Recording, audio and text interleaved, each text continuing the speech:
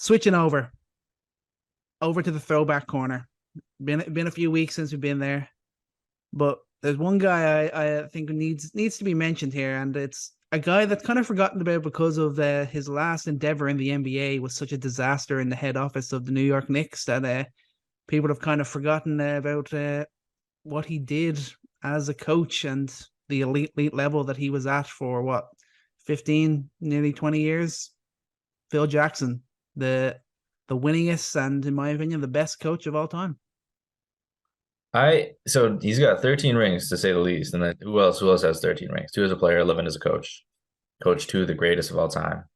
Um, when you mention the Knicks, though, it immediately brings a question in my head.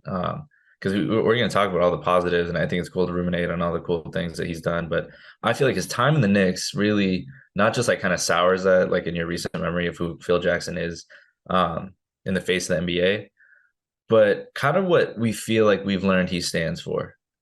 Because it felt like in New York, a lot of it was about stubbornness of his philosophy and his ego and how he wanted the team to be and not really, and how that just clashed with Melo and the team in general. Like you probably have a better sense of it than I do, but like what was your perception if you're just thinking about his time in the Knicks?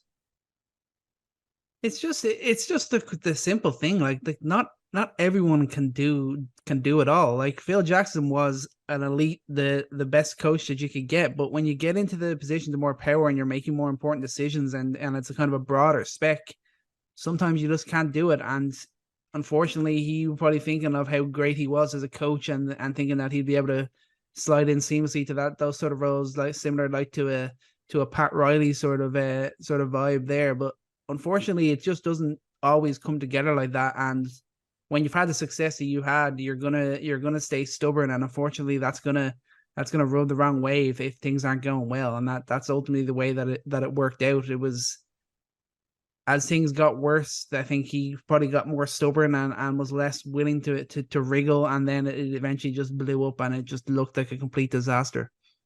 Yeah, which is in stark contrast to his history with the Lakers, his history with the Bulls. And I spent some time just like who better to know his impact on those teams than the players he coached, just listening to interviews from Kobe, from MJ, from Rodman, from Kerr, from Pippen, from Lakers staff. And it's very obvious to see that everyone who studied his philosophy is that a lot of it is about um, where he comes from and what he believes in terms of um, understanding others, in terms of having empathy, in terms of like promoting a peaceful environment to learn.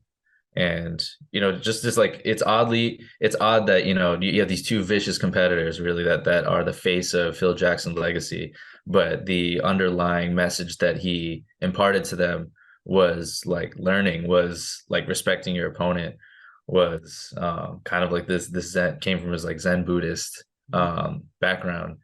And that's interesting to me because you see like a competitor like that, and it's almost like Phil Jackson was the necessary component to calm that down and to take a deeper look. I mean, Kobe talked about how he learned spirituality and mindfulness of the game, and how like to quiet his ego, and that's a similar kind of thing that Jordan talked about as well. Both those guys cut from very similar cloth, and I think you don't see that very often in the league where you have such contrasting characters in terms of a coach and a player, and it works out. Usually, like if they're clashing like that, it doesn't.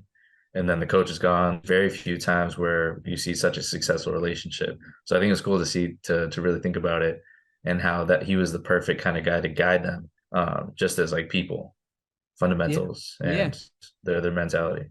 Absolutely, and I like you see the way that obviously I like read his biography, and like I've seen like his flips in the Last Dance, like the things that he's trying to get the teams to do, like the all the stuff like the Zen Buddhism stuff and different things like that, and you're thinking like this guy is a complete whack job. It's like how like and the fact that he was able to convince these guys to buy in. Maybe you could just say, oh, he only had to convince a Kobe or an MJ, and the rest would just follow in. Even at that level, like to be able to convince those guys buy into that side of it, and it works so successfully over such a long period. Like it's really impressive, and he's a very impressive person. I'd recommend anyone to read his book, because it's really interesting to get an insight into his life and into his beliefs, because the way it brought success to the Chicago Bulls and to the Los Angeles Lakers was just at a level that we've never seen. I mean, you forget that MJ and Kobe, zero rings without Phil Jackson.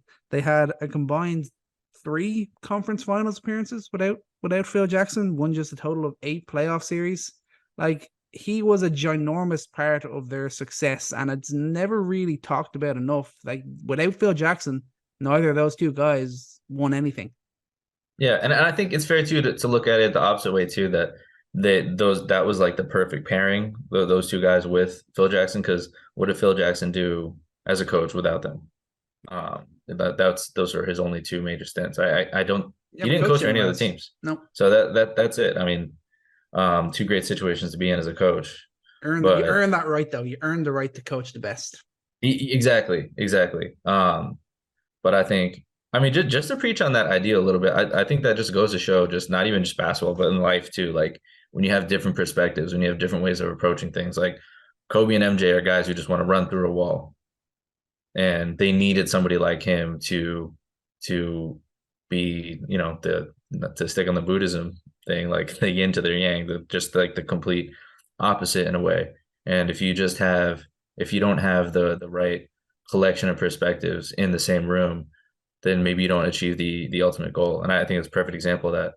And I think shout out to, like, if you watched The Last Dance, if you've read the biography, if you looked into these teams, I actually didn't know that Tex Winter not only was a part of the Bulls, but he actually was recruited over to the Lakers as well. I didn't know that he actually he followed Phil to the Lakers and coached Kobe as well. I think it's very forgotten about. When you hear Phil Jackson, like, the first thing you think about in terms of X's and O's is fill in the blank, triangle offense. And that's all Tex Winter. Like, all that whole philosophy is all Tex Winter. And he doesn't get enough credit for what he did on both those teams. And I think I don't know, if this is, being a little too reductionist, thinking about like what exactly these guys were good at or not good at. But if a lot of the X's and O's really came from Tex Winter, how much of Phil Jackson's influence is more so fundamentals and philosophy, and without Tex Winter and just kind of applying the strategy to the Knicks, if it was just not really thought through. Like, his philosophy was there, but maybe that wasn't the correct sort of system to impart, and that's kind of what led to the downfall, because they just tried to just bring that offense to the Knicks, and I don't think that system was there. That was not, they were not built for that, really. Yeah. I think obviously it's you buy into winning, and then you can buy into that system. Like, this is a guy that obviously, when he first joined the Lakers, like he got Shaq to come out and meet him out in his out in, basically, it was like a swamp where he was basically living out there in a little outhouse out there fishing and everything. Got Shaq to come out and see if he was going to be willing to run through a wall for him, basically be willing to just focus on basketball, just focus on winning, and see if he was willing to make that move, because he knew, like, this Phil Jackson, he only knew that unless Shaq was there to buy in, he was ready to do it all to win, there was going to be no way of having success with that team. Obviously, Shaq convinced him, and then he comes in, they go and do a three-peat. I mean, he had 3 three-peats during his career as a coach. Like, it's crazy to think of. And 55 wins in 16 of 20 seasons, and only 1 coach of the year. That kind of crazy to think of? That is crazy thing. And I think great coaches who coach great players in that time are not recognized as much. And I think you can say the same about some coaches these days. I think Steve Kerr, for just to put an example, does get a lot of credit, gets a lot of credit for what he's done with the Warriors. I think a guy like Spoelstra before was not getting any credit for what he did with LeBron and Wade. And now we're giving him credit now because we've seen him do it for a sustained amount of time. And it is interesting to see that, because Nick Nurse, for example, got more credit because of what he did with a younger team, and then in 1 year being able to win a championship. I guess you give obvious credit to Greg Popovich because he had teams that played in such a like fantastic way together, and it was obvious that it was system based. It wasn't just you throw Kobe or MJ out there. But I think as a leader, even if it just doesn't come down to X's and O's, just to break down into who he is as a person, it was fascinating to learn more about it and really see like what it takes to lead such like unbelievable characters like Yeah. Jordan and Kobe. I think to think about it that way, like to to have an impact and have an influence and be a true leader to guys who are geniuses, like basketball geniuses, not just like athletic talent, like as people, they're fiends. This is all they care about.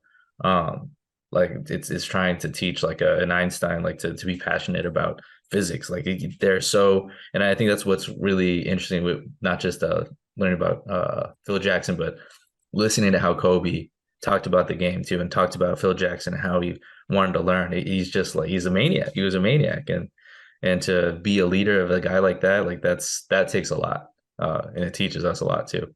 Yeah, no, that's the big thing about leadership. Obviously, like you mentioned, like Tex Winter, like it was his like ideas about actually how the team would play. But Phil Jackson was the one in charge. He was managing the personalities. He was getting the guys to buy into this and believe in this and to really come together as the group. And that's why not all people are made to be leaders. Not every like great coach can be like a great manager or be great in the front office. It just Mhm. doesn't work that way. You have to have the right elements of your personality. And obviously Phil Jackson did it in such an amazing way that he was able to really get these fiends and these guys that absolutely had the power if they wanted to at any moment to have got him fired. But that never happened because they always believed in what he was preaching.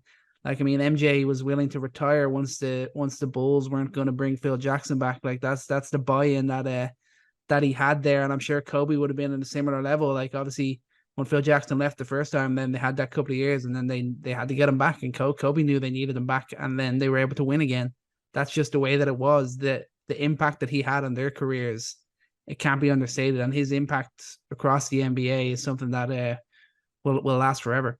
Yeah, and I think one last thing I want to think about that is the amount of characters that he had to manage, like especially with the Bulls, like managing and with the Lakers, managing Kobe and Shaq, like such massive personalities, and managing Dennis Rodman, Mhm. managing Scottie Pippen, Michael Jordan, like the guys who, probably in any other environment, under any other leader, probably wouldn't have made it that long together. Probably would not have. And you look across the league today and how many players, how many teams don't stick together because it's all up to the players, right? It's like, and it's almost up to like the management to be like, okay, we need to make sure we get people in here that they play nice and they do well together and all that. But it's rare to see, you know, a coach that has that influence and that structure to be able to corral those sorts of personalities and get people to unite under a common goal. Like we don't always see that, and there's always talk on all the great teams across the league of if people are getting along, and we always blame the coaching for there not being enough harmony, but maybe it is true. It's like that takes really a truly great leader for guys who really wouldn't work well together but have the talent to buy in, and I think that's impressive in itself. Yeah, maybe that's like it's always interesting to see, especially in the days of these days of the super teams and everything like that. Mhm. If there was a coach like a Phil Jackson, even if someone like a Steve Kerr or Greg Popovich had the opportunity to be coaching a super team, it'd be interesting to see if it actually could that type of personality would be able to make it work. Obviously, we've seen it fail for the most part when the super teams get built, but it's definitely interesting. It's a dying breed of the element of Phil Jackson. So if you have Phil Jackson, you threw him on the Nets in year one of Harden, Kyrie, and Durant. Would Phil Jackson have used his Buddhist magic and Native American ceremony roots? Would that have all fixed that? And actually, I mean, it is interesting how he would have, if we're putting this hypothetical together for real, how he would have related to Kyrie on that level, because I know Kyrie really is involved with his Native American roots. But could a guy like Phil Jackson, could he have kept them together on one team? I'd like to think he could. Maybe not the Yeah, element of just Kyrie's the extra bit of craziness, the whole COVID and that sort of thing. I don't know what Phil Jackson's idea of that sans would have been, COVID but for just yeah. taking COVID out of the equation. And Harden being the way that he is as well. But I think if you're the way he was able to do it before, the personalities he had to manage were at the highest level of difficulty, and he was able to do it. So yeah, I think he could. I think he could have made something work there. Yeah, yeah. That's the All right, mistake you made, Brooklyn. You didn't get Phil Jackson in to come coach those Nets. That was your problem. yeah, and so they brought in a first time head coach that had never managed other personalities before. So Genius.